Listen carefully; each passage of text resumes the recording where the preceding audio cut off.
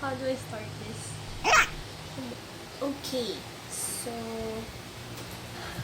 ako po ay mag-video. Hindi na pala. Ano ba?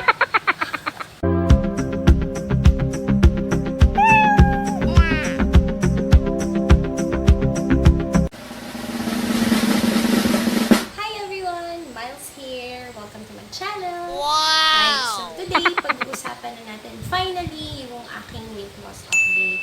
Specifically with my LCIF or low carb intermittent fasting journey. Ayun. So, pasensyahan nyo.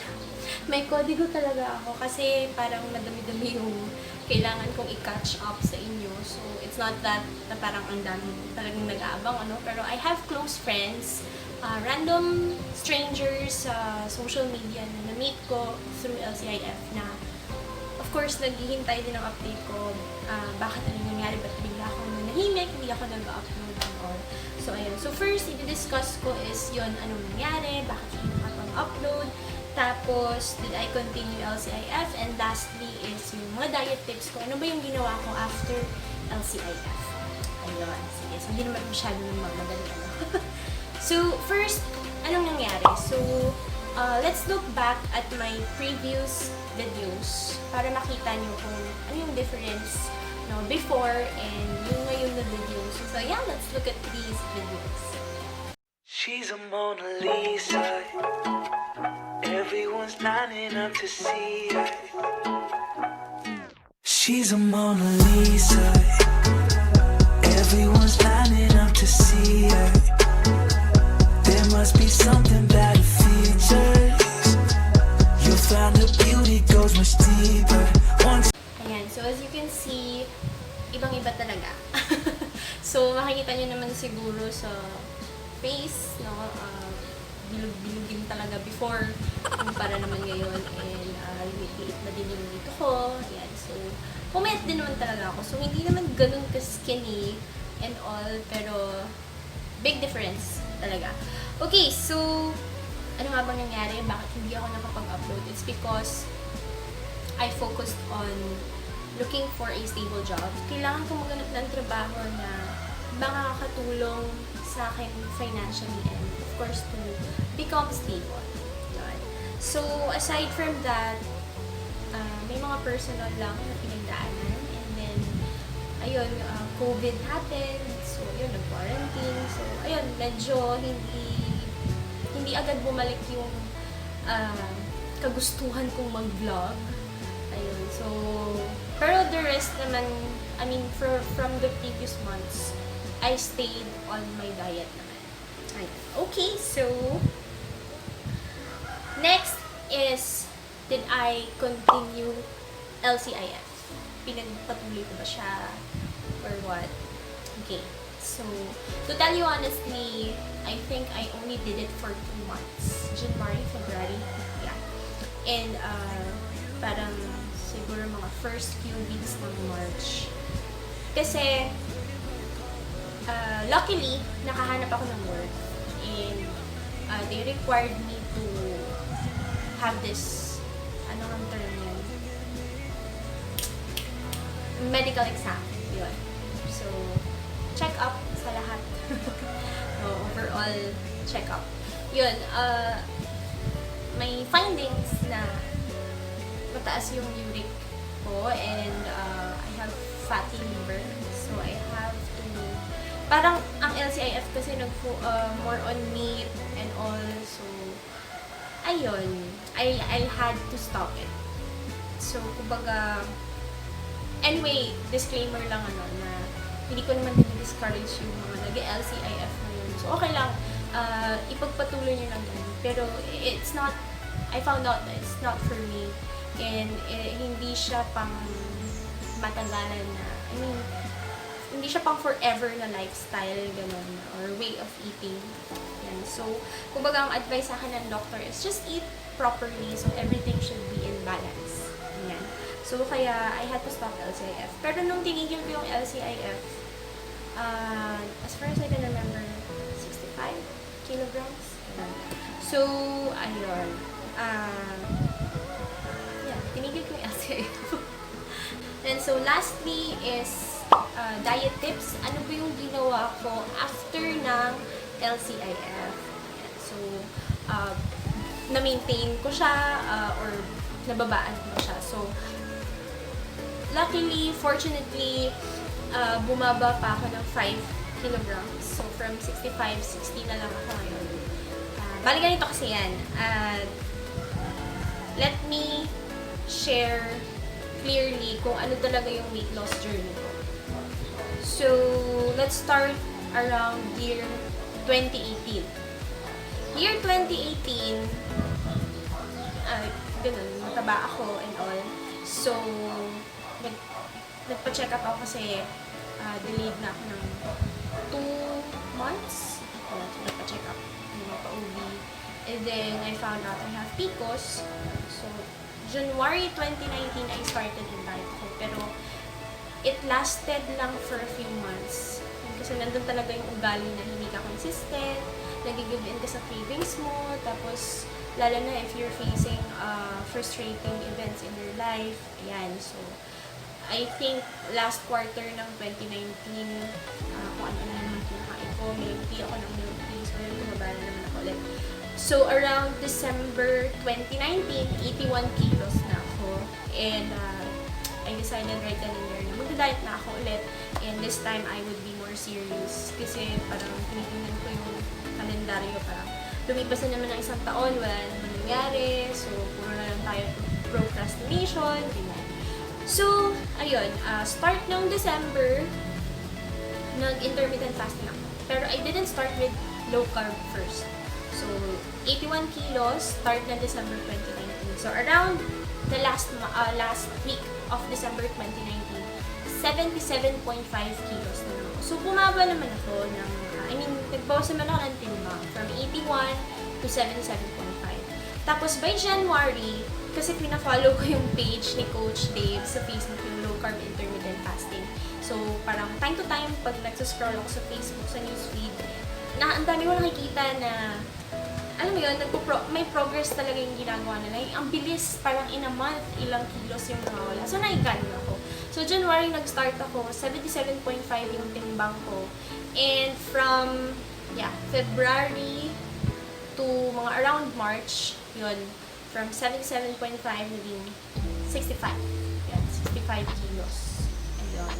Pagtigil ko nga, ito na yung ginagawa ko ngayon. So, after LCIF, ginawa ko is everything in moderation. So, kumbaga yung diet ko ngayon, in summary, everything in moderation and consistency. So, meaning, yung kinakain mo, yung ginagawa mo, lahat in moderation, pero dapat consistent ka sa ganong behavior. So, ano ba yung mga diet tips? So, let's go now to the diet tips. First is, First is, think healthy. So, ito kasi ugali ko before, no, iniisip ko, gusto kong pumayat, gusto kong masuot ulit yung mga dati kong damit, ganyan. Ayoko nang mahirapan maghanap ng maisusuot, ganyan. So, I figured out hindi pala nag-work yung ganong mindset. So, it's much better if you think of being healthy. No, you think of being fit, no, being fit and healthy. So, kumbaga, huwag masyadong isipin na gusto kong pumayat, ganyan, gusto kong swimsuit and all. So, it won't work. It won't help at all. So, much better if the goal is to be healthy. Okay. Second naman is think long-term. Pag sinabi natin think long-term, kumbaga yung mindset mo, alam mo na hindi ganun kabilis magpapayat. No, hindi siya in an instant na magic, okay, the next day, payat ka na. So, nakaka-stress talaga, like, everyday nagtitimbang ka. Parang ang bagal ng figures bumaba. So, you need to be patient. Hindi ito short-term, this is long-term, no? Isipin mo nga, dapat yung ginagawa mo is, this is a, kumbaga, lifestyle mo na siya, pang forever na lifestyle, ganun. So, kumbaga, hindi lang siya, in a few months, diet ako. Just pag na-reach ko na yung target ko, okay, kakain na naman ako ng kung ano. So, wala din, babalik ka din sa dati. Okay, so, nangyari siya sa akin. Third is, kung alam mong may kakainin ka na heavy meal or let's say beverages na alam mo makakataba sa'yo or makakadagdag sa timbang mo, you consume it earlier hours of the day from let's say, breakfast or within breakfast until after lunch. So, kunwari, milk tea or ice blended, pwede siya until 2 in the afternoon. Pero actually, I have experienced consuming milk tea around 4 in the afternoon. Pero hindi naman siya nakadagdag ng timbang sa akin. Basta ganun lang. You consume it at an earlier time of the day. Okay? So, it works. Fourth is sweets. Once a week. Once or mas maganda once a week talaga. So, kumbaga, it helps you na hindi ka deprived. Hindi ka, it helps na hindi ka deprived sa mga gusto mong kainin. Kasi the more ka na deprived, the more na mag-crave ka sa ganung type of food. And pagka kumain ka, baka you will consume more than the usual or than the normal serving, which is not good for you. Okay, so let's say, in a week, okay, this week mag-milk tea ako, next week I will eat chocolates, or next week halo-halo. So, ayun. So, once a week, parang may cheat day ka. Ganun. Kung parang gawin mo na lang siya na reward for you.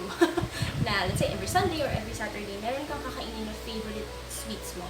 Or yung mga, kumbaga, food na considered na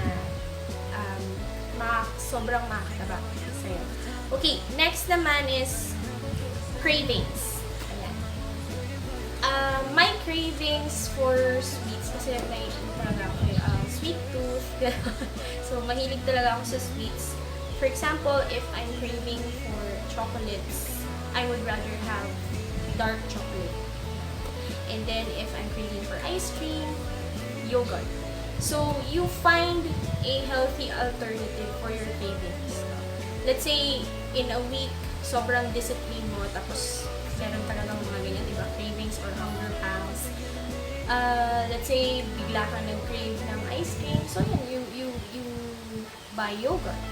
Or, kung gusto mo ng chicheria, just munch on peanuts.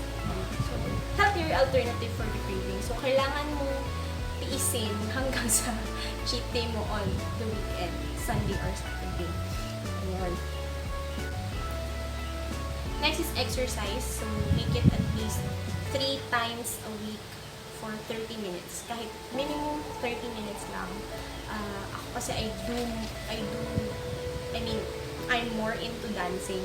So, find something that you would love to do. So, kung hindi mo talaga siya bet, siguro ang pinakamadali is jogging or walking. Brisk walking or jogging. Ganyan. So, since ako mahilig ako sumayaw, so doon naman nag-focus. Okay. Kasi ang hirap naman ng exercise ka, mag-weights ka, and all, kasi hindi ka naman pala mag-weight, diba, ng ganun type of exercise. So, ayun, again, find something that you would love to do para mas committed ka and mas maging successful and mas may progress yung ginagawa ko. Next is the rice dilemma. Bakit siya dilemma? Kasi parang ang notion ng lahat, pag sinabi natin rice, ay, nakakataba. Dapat hindi ako makain na yun. So, totoo naman. No, kasi, kumbaga, white rice is, lalo na pag you consume too much of it, talagang nakakataba siya. So, why not start limiting it from 1 cup in each meal, no, breakfast, lunch, dinner, 1 cup. Tapos, the next week, half rice ka na lang, breakfast, lunch, dinner. The next week, wala ka ng rice. Kung parang week by week, inuunti-unti mo siyang tanggalin. Hanggang sa masanay ka na hindi ka na nag-rice. Tapos, nag-rice ka na lang, occasionally na lang. Kumbaga parang, pag yung ulam is something na hindi mo na lang kayang kainin without rice. Like, for example, sinuglaw. Sinuglaw is kilawin in Tagalog. With grilled liempo. Yan. So, that's one of my favorite food. Favorite kind. So, pag nagsisinuglaw kami, hindi ko pala kaya ng rice. So, nag-rice ako. But again, that's occasionally. Okay, so, again, week by week, no? 1 cup each meal, week 1, week 2, half rice each meal, and then week 3, wala na rice. Huwag mong biglain, kasi pag binigla mo, ikaw din ang mahihirapan. So, mong yan. Ako kasi binigla ko eh, so kaya medyo nahihirapan din ako mag-adjust. Okay. Now, next is fruits and veggies. More into fruits and veggies talaga. So, alam ko, napakagasgas na tip yun. Pero totoo kasi, if you include more fruits and veggies into your diet and less on meat, mas better. Mas nag-reduce ka ng weight. Okay? And then next is soft drinks. Hindi mo kailangan mag-soft drinks kada kain mo. Okay? So, kumbaga, para kasing nakasanayan natin na, ay, pagkakain dapat may Coke, may Sprite, or may ganito, ganyan. Kahit hindi lang soft drinks, no, any sweet beverage, again, hindi kailangan na may ganun kada kain. So, why not just drink water? Tapos isa pa yung tubig, no? Issue yung tubig na yan. Huwag kang uminom ng malamig kasi mas nakakataba yan. Ako, hindi naman po totoo yan. Kasi ang water, 0 calories yan. So, mapabugnaw, no? Magbibisaya ako.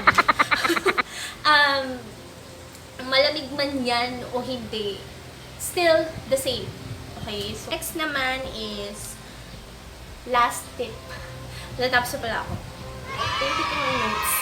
Yan, so, last tip, pinost ko na. Last tip is, think if you really want this. Gusto mo ba talagang maging healthy? Gusto mo ba talagang ma-achieve itong goal na to? Okay, so, is this something that you really want? Kasi if you say yes to that question, then go. So, be committed.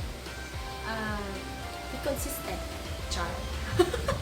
Bakit ako nag-char? Kasi yun talaga yung pinakamahirap i-achieve, yung consistency. No? So, yung pagiging consistent, kasi lalo na pag nasa bahay ngayon, quarantine, ECQ or GCQ, so lahat tayo palaging nasa bahay. Tapos, of course, masarap ang luto sa bahay. So, yun, nasa iyo lang talaga yan. Control and all. And lastly, walang ibang makakatulong sa'yo kundi ang sarili mo. Char again. Bakit? Kasi I just wanna share, few years back, nasa simbahan kami ng dada ko. And sobrang taba ko na nun. I can still remember, parang hirap ako makahinga. Tapos ang sikip-sikip ng pantal ko. Tapos sabi ko kay Dada, tulungan mo ako magpapayat. Parang disiplinahin mo ako, pagalitan mo ako, ganyan, kontrolin mo lahat ng hinakain ko. Tapos sinabi lang sa akin ni Dada na, naku, walang ibang makakatulong sa'yo kundi ang sarili mo. And then it hit me. Oh, ano? Kahit anong gawing disiplina sa'yo, kahit anong gawing mong pagre-research o panonood ng mga kung anong weight loss tips videos, kahit manood ka pa ng video kung ito, kung hindi mo naman siya gagawin by heart, no? If you're not going to be consistent, wala din mangyayari. So, everything will still be up to you. Okay, so, ayun. So, I hope, nalimunagan na ang lahat sa nangyari sa akin. Kung nag-LCIF ba ako or what. So, ayun guys. So, again, you can rewind talaga. You can go back to the earlier part of this video to look at my previous videos. And you can see naman na, yeah, so, umayat-payat naman ako. So, I am now 60 kilos from 81 kilos. Yun lang, mahirap magpapayat. I mean, toning. Nasa toning part na ako. So, dito malaki pa rin yung breast ko and lower belly ko meron pa rin. Pero I am not pushing myself too far or not being too hard on myself. Lang, just take time. No?